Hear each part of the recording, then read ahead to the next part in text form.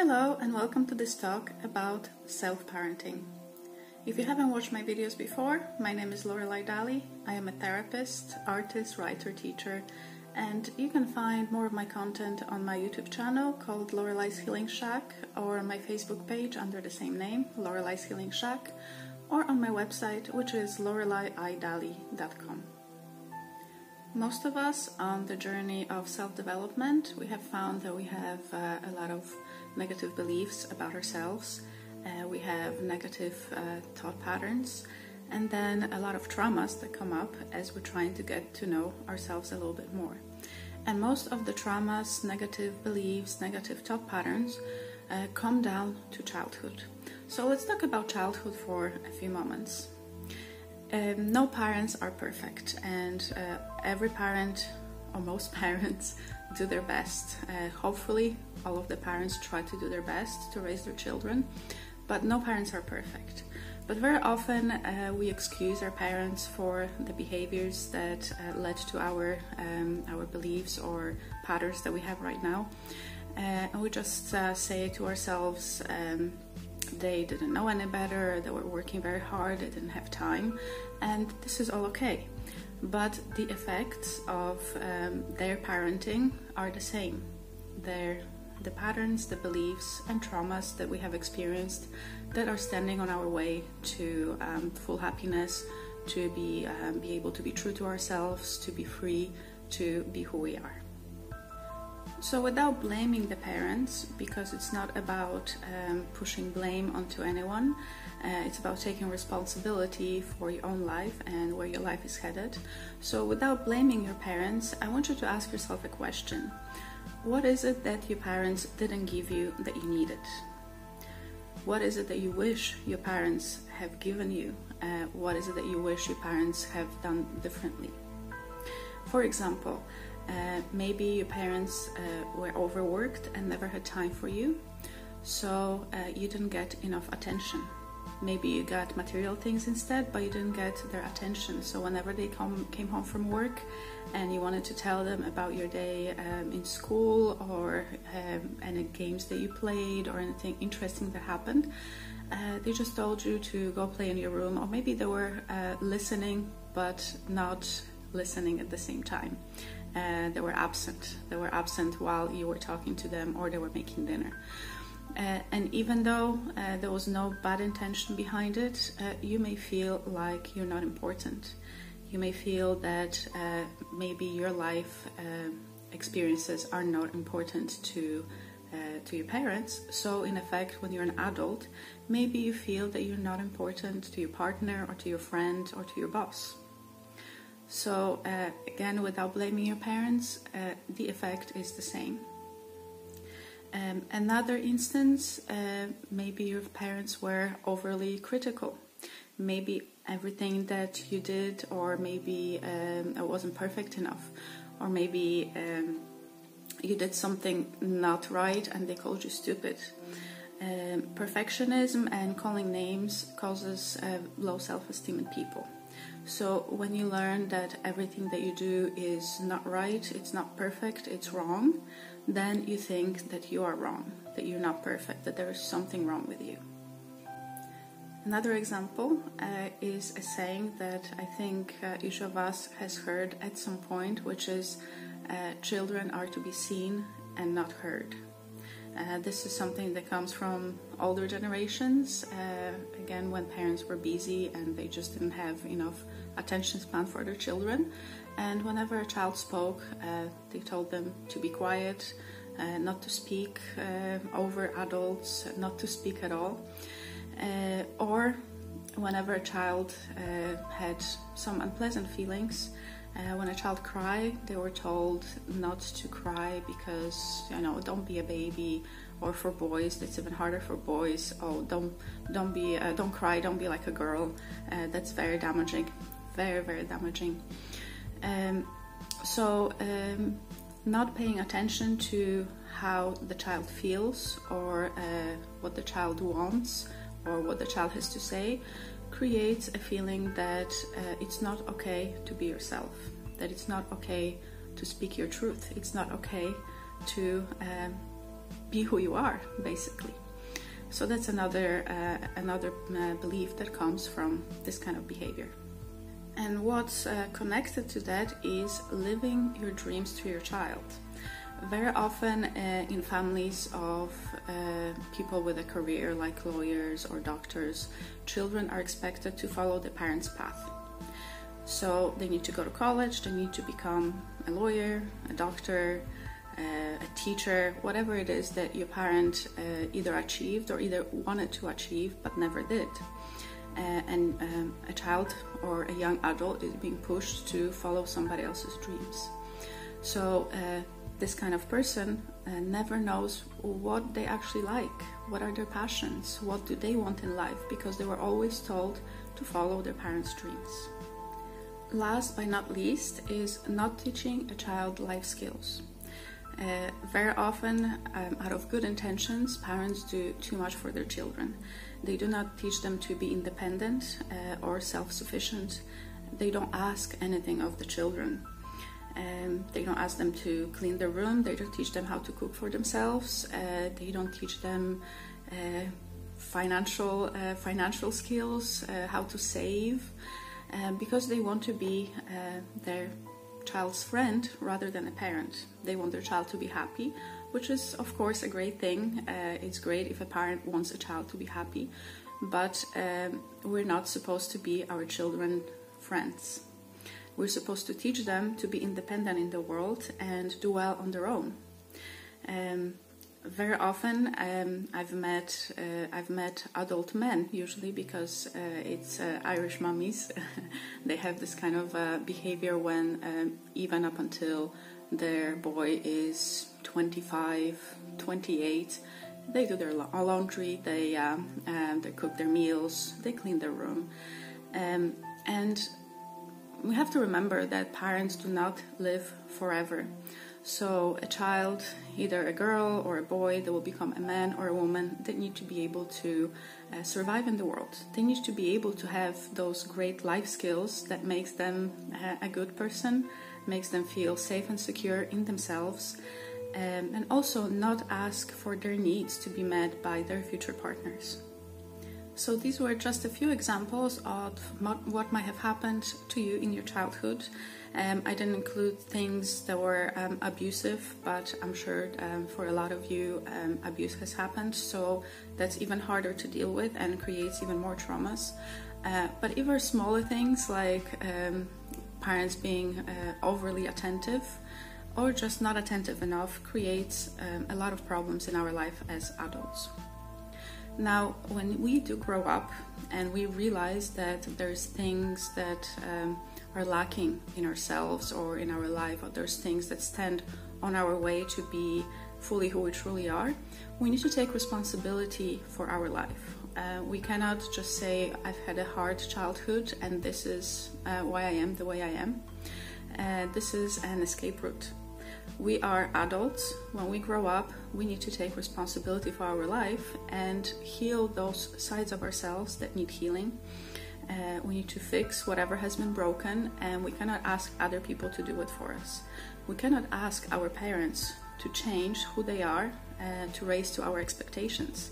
Of course, it would be lovely if they did. Of course, it would be lovely if they were the perfect parents that we wanted to have. But it's not realistic, and we cannot change anybody else. We can only change ourselves. So now we come to the concept of self-parenting, which is giving ourselves the things and the qualities that we wish our parents had given us.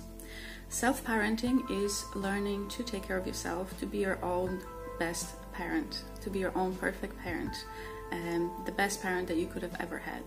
So instead of asking other people to give us what we need, we learn to give it to ourselves. We have different parts in us, and the most prominent is usually the inner judge that is telling us the things that we do wrong or the things that we should do, that we have to do. So that's the voice that we hear in our heads most often. But then we can create another voice, that's our inner parent. And I'll tell you how you can do that.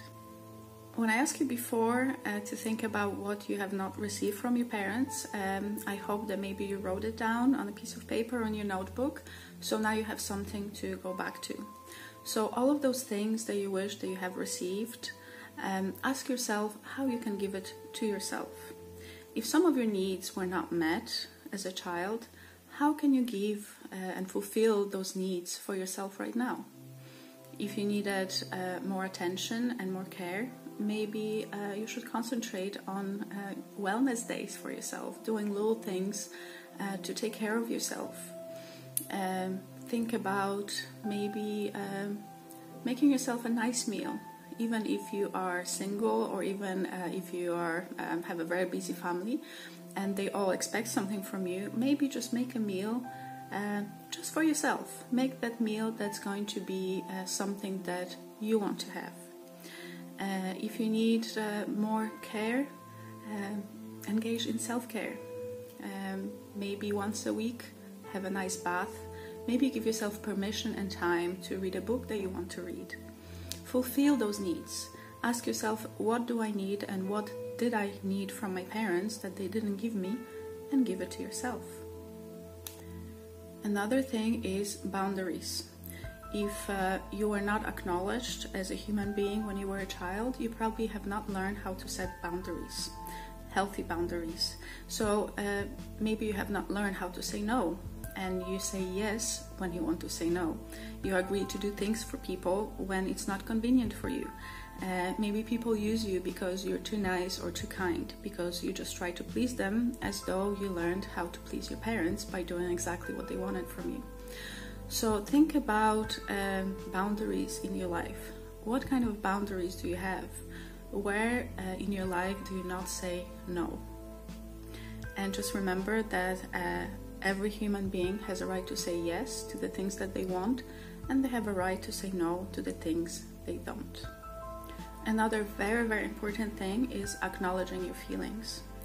So if you are not allowed to feel things, please, please, please pay attention to how you feel and acknowledge how you feel, and allow yourself to feel the feelings, even the unpleasant ones. The previous video I did called Spiritual Bypassing is about acknowledging your unpleasant feelings and allowing yourself to feel what you feel. So I encourage you to watch that video to learn a little bit more about how to feel what you feel, how to accept what you feel, and how to become more emotionally literate.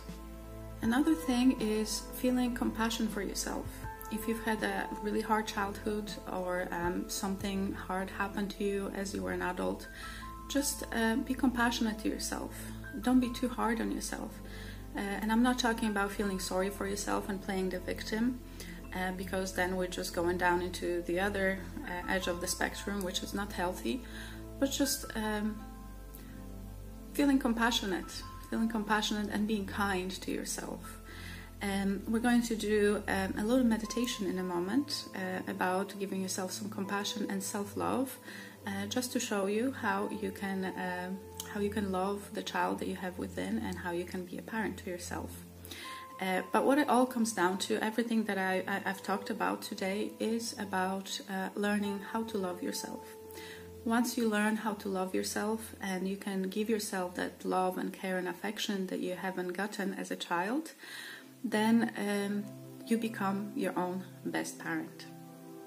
And if you need a little bit more guidance in learning how to love yourself and self-love, I invite you to the program that I designed called 30 Days to Self-Love Challenge.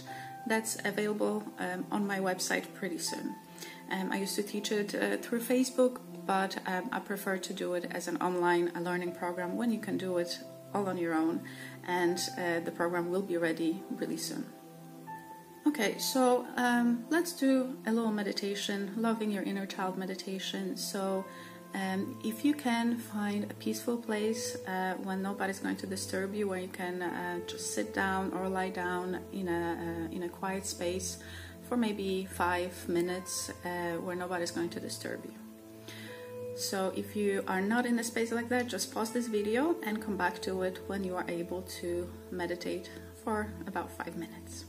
And now that you're comfortable and you have a space to relax, I'm going to ask you to close your eyes and take one very, very deep breath. Just inhale all the way down to your tummy and exhale. And another inhale and exhale. And just one more deep, deep, deep breath. Inhale and exhale. And for the next few moments, just focus on your breathing. Just allow everything else to float away.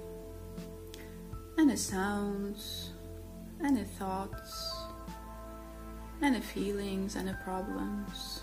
Just imagine them floating away into the space. And you can allow yourself to just feel even more and more relaxed with each breath that you take.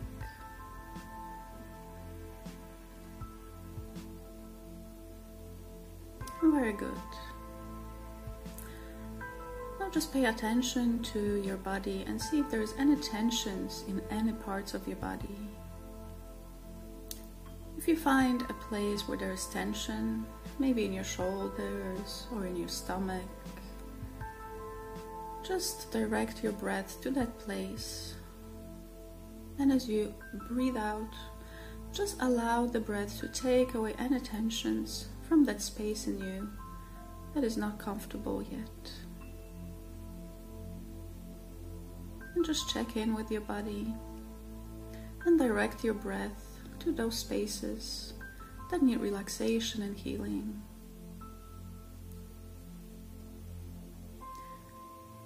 Allow your breath to be a healing force for your body and for your mind.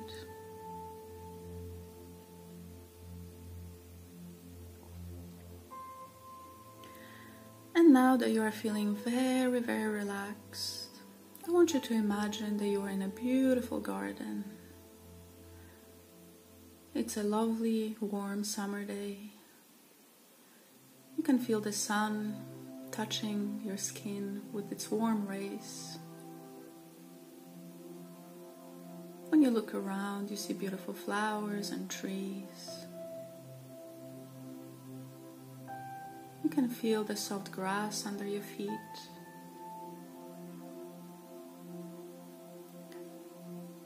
And you can hear birds singing somewhere in the background. And just allow yourself to feel safe and relax in this beautiful garden of your own. Just feeling more relaxed and more safe with everything that surrounds you.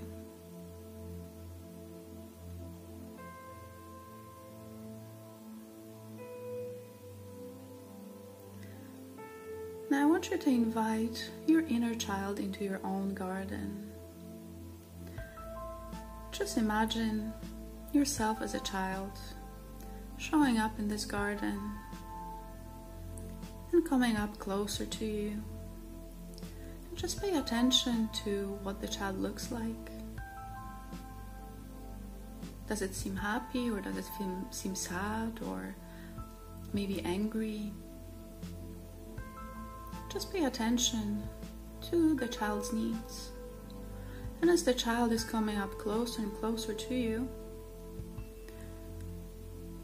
lower yourself down to the child's level so the child can see your face, and reach out to the child. Tell him, "Hello, I'm here for you. What do you need? Is there anything I can do for you?" And just listen. Actively listen to what the child is telling you. What does the child need from you? And just know that whatever the child needs, you can give it to him.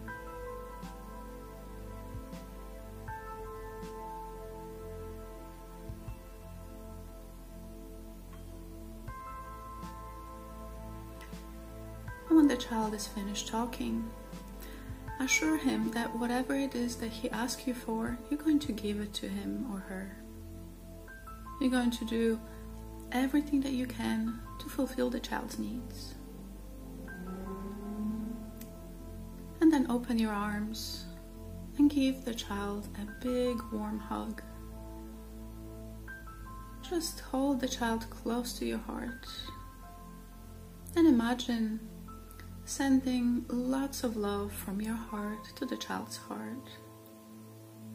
Sending love from you to yourself. And just connect to how the child feels right now. Does it feel reassured? Does it feel accepted and loved?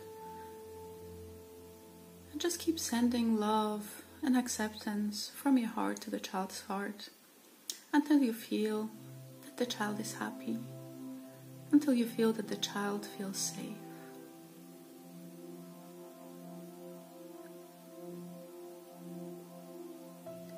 And now tell the child, your inner child, that whenever it needs you or your attention, you can always meet him or her in this beautiful garden that's just your own. It's your own safe space to meet with your inner child and learn about its needs.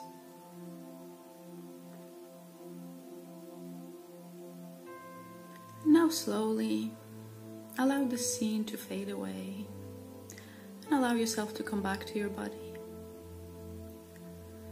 Feel your hands, your feet, feel your breath again.